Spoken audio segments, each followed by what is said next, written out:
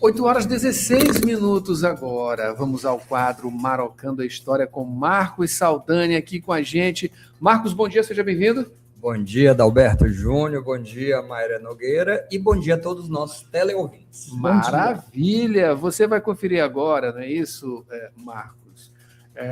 Alguns pensamentos a respeito dos acervos históricos, né, os documentos históricos. Você propõe aqui, né? Destruir acervos históricos é negar o passado e um futuro para o povo do Maranhão. O Maranhão já destruiu muito arquivo? Pois é, essa é uma reflexão importante para a gente fazer, porque os arquivos públicos, eles existem desde a Idade Antiga, ou seja, desde a Antiguidade. Estou falando de egípcios, mesopotâmios, né? Eles entenderam que era necessário ter uma casa para guardar os documentos, né? Os registros da administração pública, daí arquivo, né? Daí que surge o nome arquivo. Então, o Maranhão ele tem, por exemplo, alguns arquivos públicos, como, por exemplo, a gente tem o arquivo do TJ, o Cristóvão Melo é o coordenador, e já faz alguns anos que o arquivo, além de muito organizado, de muito moderno, ele é reconhecido nacionalmente como uma referência. Então, no arquivo do TJ, por exemplo, nós temos o inventário de Ana Jansen, por exemplo. Então, se você for ali no bairro da Alemanha, atrás de onde era a rodoviária, você vai poder consultar, pesquisar e ver, porque eu vou dar só um exemplo da importância disso para responder a tua pergunta. O pessoal fala, toda casa antiga que tem um poço, diz aí, tá aí era uma casa de Ana Jansen. Como é que eu posso dizer se aquela casa era ou não era de Ana Jansen? Não é a minha opinião, não é o que eu acho ou porque eu quero que seja que vai ser. Eu tenho um inventário, sim. Quando ela morreu, lá diz os imóveis que eram da Ana Jansen. Não só os que ela morava, eu já falei isso no sábado passado, mas também aquelas que ela comprava, ela tinha muito dinheiro, ela era bilionária. Então, ela comprava essas casas da massa falida de bancos em leilão e alugava, enfim. Então, para eu saber se o imóvel era dela, eu tenho que consultar em documentos. Por isso, os arquivos são importantes. Agora, olha só que curioso.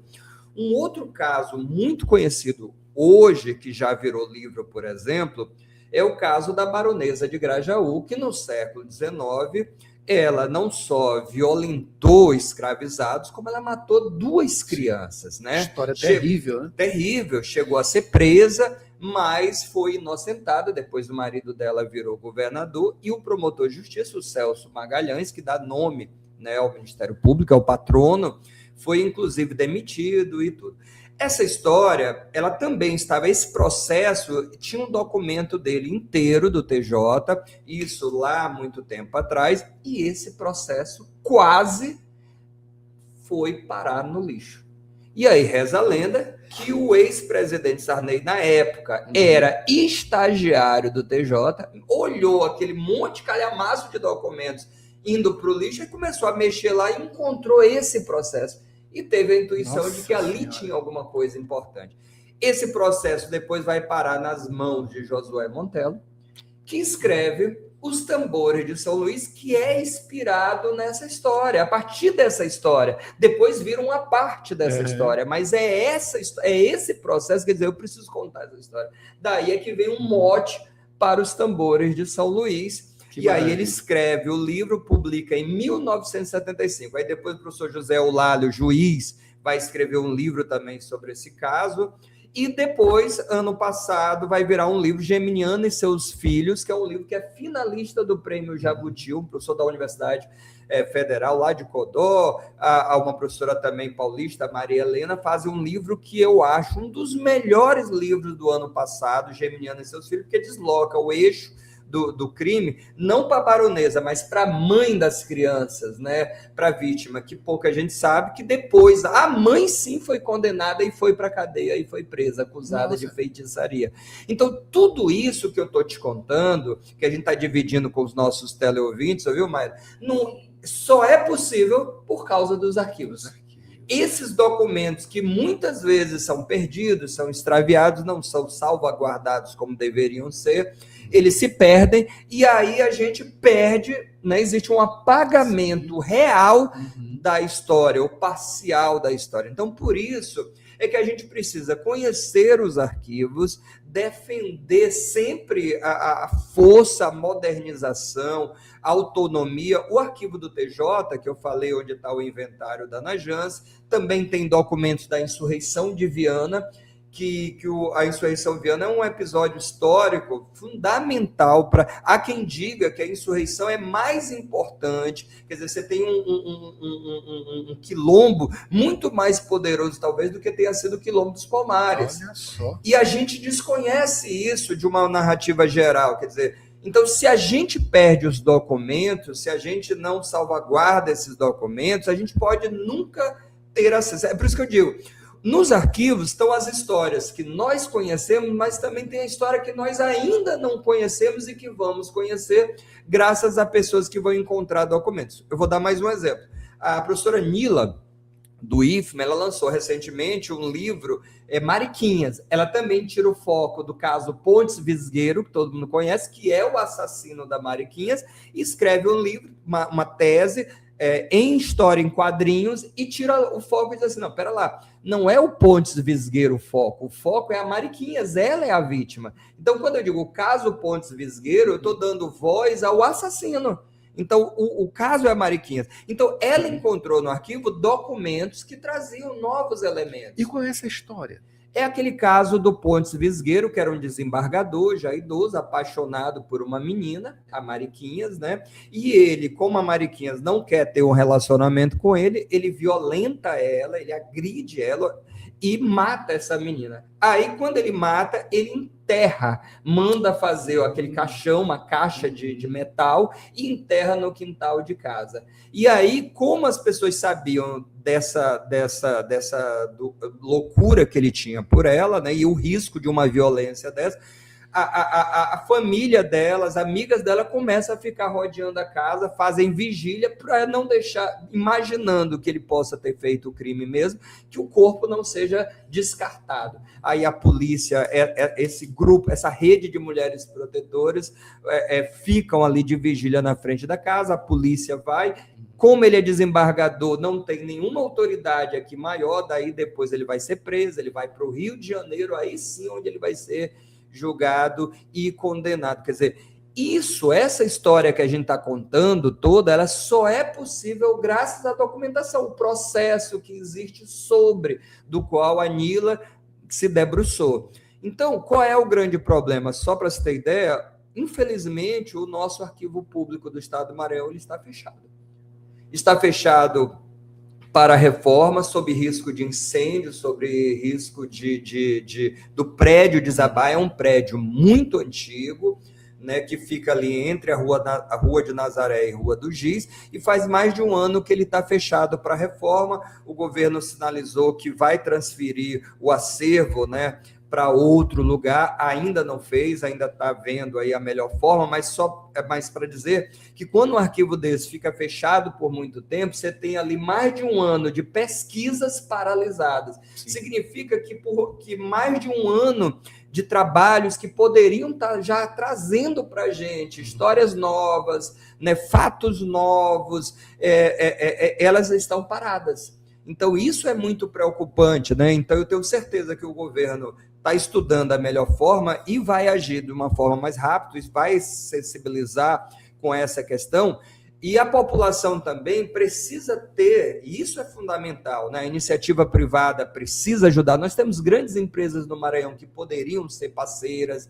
né? Poderiam ajudar com projetos de reforma, grandes instituições privadas também, sim, de pesquisa, que poderiam apadrinhar os arquivos, não só esse arquivo público, como também uma outra coisa que é a questão dos arquivos municipais, que hoje a gente tem, por exemplo, menos de 5% do nosso acervo está digitalizado. É muito pouco. Muito pouco. Então, existe muita coisa digitalizada, mas é menos de 5%. E outro dado na casa dos 5% é que nos municípios do Brasil, apenas 5% tem arquivo municipal para consulta. Então, você imagina 5% só digitalizado.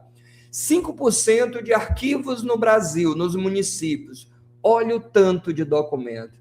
Olha o tanto de história que está sendo desperdiçado. Olha o tanto de informação. Então, às vezes, os órgãos municipais, estaduais e federais descartam indevidamente uma série de processos, uma série de arquivos. E existe uma política nacional de arquivos e de documentos, que esses documentos, eles têm e terão valor histórico. Então, precisa ser feito todo o trâmite correto.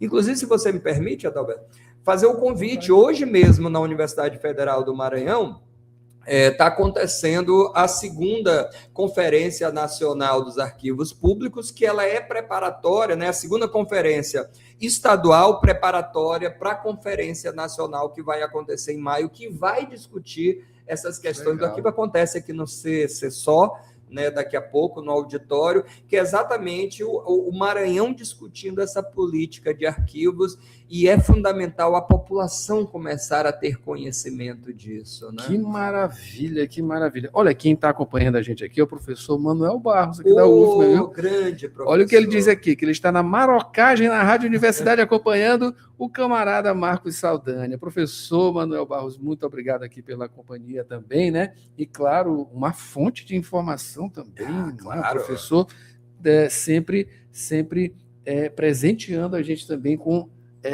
a questão da Baixada Maranhense. Eu ia falar demais. Dá tempo de mais alguma coisa? Por exemplo, vontade. O professor Manelzinho, ele organiza toda semana aqui na universidade o Diálogos Baixadeiros. Então, ele convida escritores, pesquisadores, contadores de histórias para discutir a Baixada. Então, personalidades também, né? Personalidades. Então, está acontecendo às quarta-feiras, ali no prédio de tecnologia, né? No STI, e aí o que acontece? Ele reúne pessoas que contam histórias, e aí, Adalberto, quer dizer, você vê, né, como os arquivos são fundamentais para esse trabalho, porque todas essas pesquisas que são apresentadas, e não é pouca coisa, e a gente fica apaixonado pela Baixada quando a gente não conhece aquilo tudo, né, as novidades, graças a esse trabalho que é feito em algum arquivo, né? Seja ele público ou seja ele privado. Só para te dar um exemplo, o Jairo tinha na casa dele uma série de documentos que ele sabia que era histórico, que era importante. O Jairo, ele era neto de um ex-prefeito de Monção. Aí ele ligou para a gente, fez contato com a gente e tudo. E aí nós mediamos, como o arquivo público estava fechado, mediamos que ele doasse esses documentos históricos para o arquivo do TJ. O Cristóvão recebeu e tudo.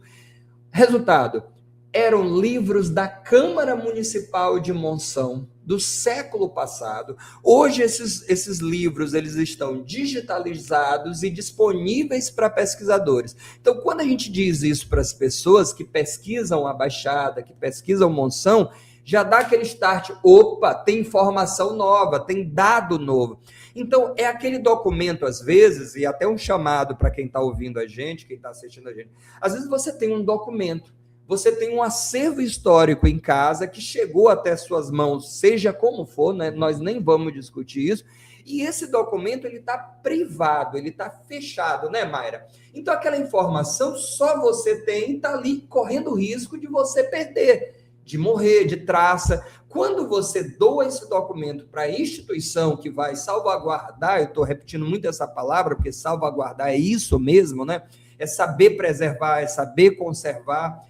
Aí, esse arquivo ele é digitalizado, ele é transcrito. O professor Manuelzinho, ele dá aula de paleografia, que é o português do século XVII, XVIII, XIX. Não é o mesmo português que a gente, as palavras, a escrita. Então, existem profissionais que vão transcrever esse documento, digitalizar e disponibilizar para consulta. Aí você imagina, quando esse documento se torna público, hoje já existe uma cópia desse documento na Câmara Municipal de Monção, que é a dona do documento, né? O original está no arquivo, conservado, catalogado, preservado, mas o digitalizado hoje está disponível para consulta. Então, você tem ideia quantas informações novas saem dessa ação que o Jairo teve? Primeiro, de guardar, e depois de doar, né? Que tem aquela coisa de você entender que o documento, o melhor lugar para ele estar é no arquivo.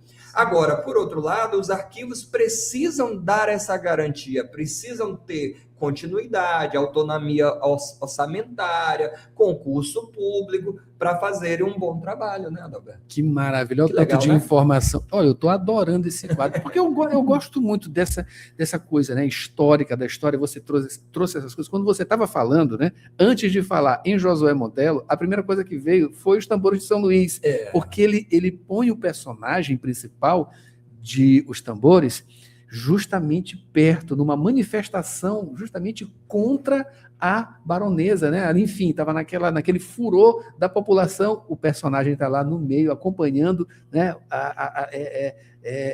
presencialmente essas movimentações do que foi esse fato. E a importância disso tudo, né, para o direito, isso é um case que é estudado, ele é uma coisa visitada para os alunos de direito, um caso extremamente escabroso, enfim, o desenrolar dele também foi cheio de coisas, né, de influência política, de influência de poder monetário, enfim, de uma série de coisas, né? E ela recebe título de baronesa depois do crime, anos depois, quer dizer, isso é curioso, muita gente acha que ela já era baronesa quando praticou, ela vira baronesa depois de ter sido inocentada e ter cometido o crime. Quer dizer, como é que eu sei isso? Graças aos documentos. Que maravilha, é o substrato. Tanto para o direito, o substrato para a literatura, e o substrato para a política, para uma série de coisas. Enfim, né? E você, claro, aqui trazendo essas informações para a gente, olha, tá demais esse quadro. Muito interessante esse quadro, tanto, né, quanto os outros também, né? Vale a pena lembrar que é a história de fato como ela é. Que maravilha. Sem invenções, né? Sem invenções. Saldanha está aqui. Sexta-feira que vem, de novo, com mais um tópico histórico nesse quadro maravilhoso que está aqui, que é o Marocando a História. Esse nome foi ele que trouxe, viu? Ele que trouxe tudo, ele trouxe tudo. Olha, aproveita aqui para mandar um abraço pessoal aqui ao professor Manuelzinho, que é uma excelente pessoa. E um guerreiro da história, né? Da nossa história e da Baixada Maranhense. Aos 70 anos ainda dá aula, viu? Ainda dá aula na universidade. A gente olha ele direto aqui lá no restaurante universitário, enfim, circulando aqui pela cidade universitária Dom Delgado. Marcos, muito obrigado, um ótimo final de semana. Espero você na sexta-feira, claro, com muita informação histórica aqui no quadro Marocando a História. Mária Nogueira, a gente vai para o break rapidinho.